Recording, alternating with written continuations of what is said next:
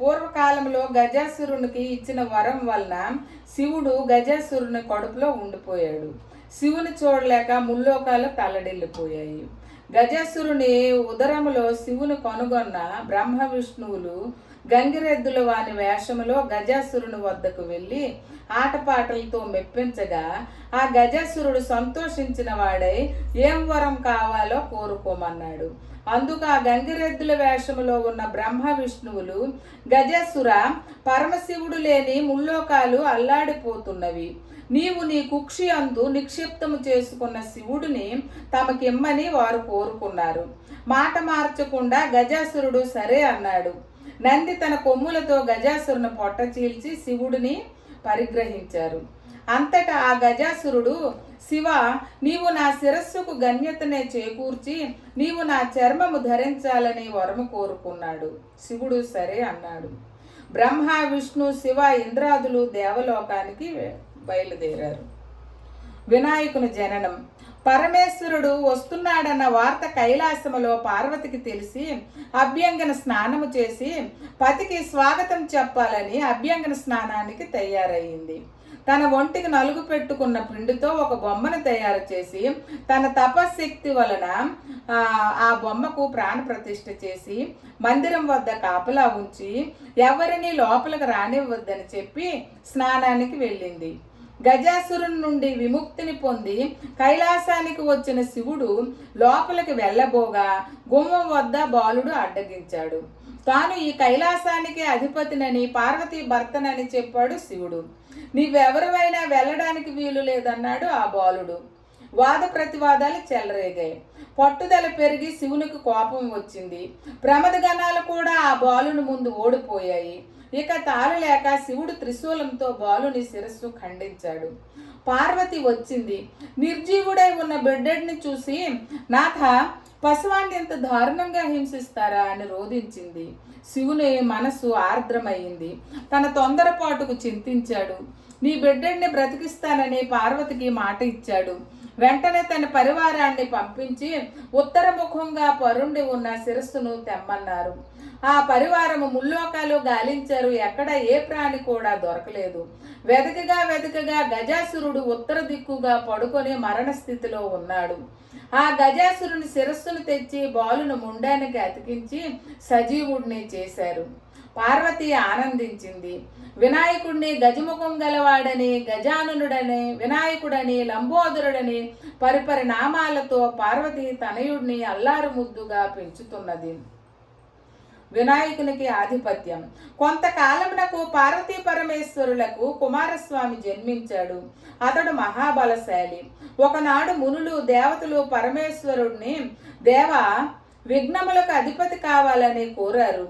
అందుకు వినాయకుడు, కుమారస్వామి ఇద్దరూ విఘ్నాధిపత్యమునకు పోటీ పడ్డారు. అంతటా శివుడు, నాయనలారా, ఈ ముల్లోకాల్లో గల పుణ్యనదులలో స్నానమాడి ముందుగా నా యొద్దకు ఎవరు వచ్చెదరో వారికే విఘ్నాధిపత్యం ఇచ్చేదనని పలుకగా కుమారస్వామి తన వాహనమైన నెమలిపై ఎక్కి బయలుదేరెను. గజాననుడు, తండ్రి, నా అసమర్థతను చాటుటకు ఇట్లానతీయ తగునా అని వేడుకొనగా అంతటా పరమేశ్వరుడు దయాళుడై సకృన్నారాయణే త్యుక్త్వాపు మాన్పల్క క్షత్రయం గంగాది సర్వతీర్థేషు స్నాతో భవతి పుత్రక. కుమార, నారాయణ మంత్రమును ఒకసారి జపించి వారికి ముల్లోకాలలో గల సమస్త నదుల యందు ఆచరించిన పలుకం కలుగునని చెప్పగా ఆ గణపతి కైలాసముననే ఉండి నారాయణ మంత్రము 3 సార్లు జపించుచు తల్లిదండ్రులను ముమ్మారు ప్రదక్షిణము చేయగా కుమారస్వామికి తాను వెళ్లే నదులకు గణపతి ముందుగానే వెళ్లి స్నానాదులు ఆచరించి ఎదురు వస్తుండేవాడు.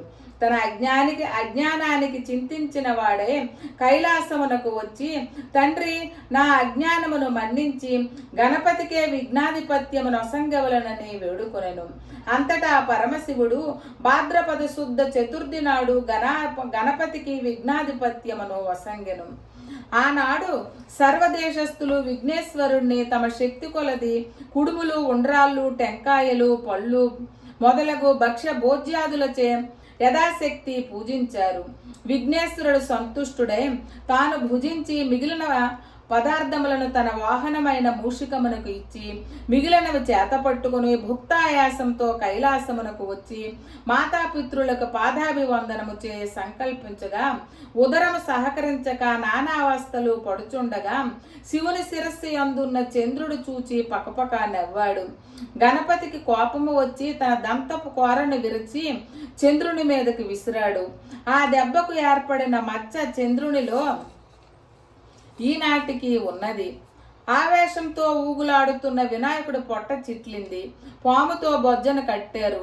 కుమారుడి పరిస్థితికి పార్వతి ఉగ్రురాలై చంద్రుడిని చూచి, ఓరీ చంద్ర, నీ కంటికి నా కుమారుడు అంత చులకనగా కనబడ్డా? అందగాడననుకుంటున్న నిన్ను చూసిన వారికి నీలాప నిందలు కలుగుతాయని శపించింది. ఆ జగన్మాత శాపానికి చంద్రుడు గడగడలాడిపోయాడు. జగదీశ్వరి పాదాల మీద పడి శాపోపశమనం చెప్పమన్నాడు. శాపం ఉపసంహరించబడదు అన్నది కాత్యాయిని. దేవతలందరూ కలవరపడి, తల్లి చంద్రుడిని క్షమించు, చంద్రుడిని చూడకుండా ఉండడం ఎవరికీ సాధ్యం కాదు. ఎవరికి ముఖం చూపలేక, ఎవరు తన ముఖం చూడక చంద్రుడు ఎక్కడైనా దాక్కుంటే దివి రాత్రులు ఎలా జరుగుతాయి? జనులు ఎలా జీవిస్తారు తల్లి? చంద్రుడి కోసం కాకపోయినా లోకాలకు సంరక్షించేటందుకైన నీ శాపాన్ని విరమించుకోమని దేవతలు ప్రార్థించారు. దేవతలారా, మీ అభ్యర్థనను అర్థం చేసుకున్నాను. శాపం తప్పదు. శాప ప్రభావం వలన తరుణోపాయము చెబుతాను. గుర్తు కలిగి మసులుకోండి. భాద్రపద శుద్ధ చవితి నాడు వినాయకుడిని పూజించి పూజాక్షతలు శిరస్సున చల్లుకున్న వారికి ఎట్టి నీలాప నిందలు రావని వరమిచ్చింది. ఈ విషయాన్ని విస్మరించిన, అలక్ష్యం చేసిన ఎట్టి వారికైనను నీలాప నిందలు తప్పవు. ఈ విషయాన్ని గమనించకపోవడం వల్లనే శ్రీకృష్ణుడు ఋషివర్యుల అపనిందల పాలయ్యారు. ఒకానొకప్పుడు సప్త ఋషులు యజ్ఞాన్ని తలపెట్టారు. యజ్ఞగుండము చుట్టూ సప్త ఋషులు తమ తమ భార్యలతో ప్రదక్షిణం చేస్తున్నారు. అలా ప్రదక్షిణం చేస్తున్న ఋషిపత్నులు చూచి అగ్నిదేవుడు వారి పట్ల మోహితుడయ్యాడు. ఇది అగ్నిదేవుని భార్య స్వాహాదేవి గమనించి భర్త వ్యామోహాన్ని తీర్చడానికి అరుంధతి తప్ప తక్కిన ఋషిపత్నుల రూపము తానే ధరించి ప్రతికి ప్రమోదాన్ని తీర్చింది. అగ్నిదేవునితో ఉన్నవారు తమ తమ భార్యలే అని ఋషులు కోపగించి వారిని వదిలినారు. పార్వతి ఇచ్చిన శాపాన్ని మరచి ఋషిపత్నులు చంద్రుని చూడటం వలన వారికి అపనింద జరిగింది. దేవతలు ఋషిపత్నులు దుస్థితిని పరమేశ్వరునికి చెప్పగా శివుడు జరిగిన దానిని ఋషులకు వివరించి వారి స్వస్థ చిత్తులను చేసి ఋషిపత్నులను సంరక్షించారు. శమంతక మనోపాఖ్యానం. పూర్వం శ్రీకృష్ణుడు కూడా పాలదుత్తములో చంద్రుడిని చూచి నీలాపనిందల పాలయ్యాడు. సత్రాజిత్తు అనురాజు సూర్యుని అనుగ్రహంతో శమంతకమణిని పొందాడు. శమంతకమణి రోజుకు 1000 మణుగుల బంగారాన్ని ఇస్తుంది. ఆ మణిని తనకిమ్మని ఆ రాజును శ్రీకృష్ణుడు కోరగా సత్రాజిత్తు అందుకు అంగీకరించలేదు. ఒకనాడు సత్రాజిత్తు తమ్ముడు ఆ శమంతకమణి హారాన్ని మెడలో వేసుకుని అడవికి వేటకు వెళ్ళాడు. అతన్ని ఒక సింహం వధించి ఆహారాన్ని అపహరించింది. ఆ సింహం వద్ద గల ఆ మణిని జాంబవంతుడు చూశాడు. ఆ మణిని తన కుమార్తెకు కానుకగా ఇస్తే సంతోషిస్తుందని దాని కొరకై ఆ సింహంతో పోరాడి దాన్ని వధించి హారాన్ని తీసుకుపోయాడు. శ్రీకృష్ణుడే తన తమ్ముడిని చంపి శమంతకమణిని అపహరించాడని సత్రాజిత్తు తలచి లోకమంతా ప్రచారం చేస్తాడు. ఈ వార్త కృష్ణుడి చెవిన పడుతుంది. తనకి నీలాపనింద ఎందువల్ల కలిగిందని ఆలోచించి క్షీరభాండములో చంద్రుడిని చూడడం వలన కలిగిందని గ్రహించుకున్నాడు. ఆ నింద నుండి బయటపడడానికి శమంతకమణిని వెతకడానికి అడవికి వెళ్ళాడు. అక్కడ గల సింహము జాంబవంతుల అడుగుజాడలను చూచి వాటిని అనుసరించి జాంబవంతుని గుహకు వెళ్ళాడు. ఆ గుహలో ఉయ్యాలకు వేలాడుతూ కనబడిన శమంతకమణిని చూశాడు. దానిని తీసుకొనబోగా జాంబవంతుడు వచ్చి శ్రీకృష్ణునితో కలబడ్డాడు. అహోరాత్రులు హోరీగా చెట్లతోనూ గదాఘాతములతోనూ 18 రోజులు యుద్ధము సాగించారు. తుదకు జాంబవంతుడు తనతో ఇన్ని రోజులు అలసిపోకుండా యుద్ధము చేసినది త్రేతాయుగములోని శ్రీరాముడేనని గ్రహించి శమంతకమణిని శ్రీకృష్ణునికిచ్చి తన కుమార్తెయగు జాంబవతితో వివాహము చేశాడు. శ్రీకృష్ణుడు ద్వారకకు వచ్చి సత్రాజిత్తును పిలిచి జరిగిన సంగతి అంతా చెప్పి ఆ శమంతక మణిని వానికి ఇచ్చివేశాడు. సత్రాజిత్తు తన పొరపాటును తొందరపాటును తెలుసుకున్నవాడే ఆ మణితో పాటు తన కుమార్తెయగు సత్యభామను కృష్ణునికిచ్చి వివాహము చేశారు. ఇదంతా చతుర్దశి నాడు క్షీరభాండములో చంద్రుడిని చూసిన ఫలమేనని తన వారందరకు చెప్పాడు శ్రీకృష్ణుడు. సకల జనులు ఈ వినాయక వ్రతాన్ని భాద్రపద శుక్ల చతుర్థి నాడు తమ శక్తి కొలది యథాశక్తి పూజించి పూజానంతరం అక్షతలను శిరస్సున వేసుకున్నచో నీలాప నిందల కలుగక అష్టైశ్వర్యములు సకల ఐశ్వర్యాలు పొందుతారని వరము ఇచ్చెను.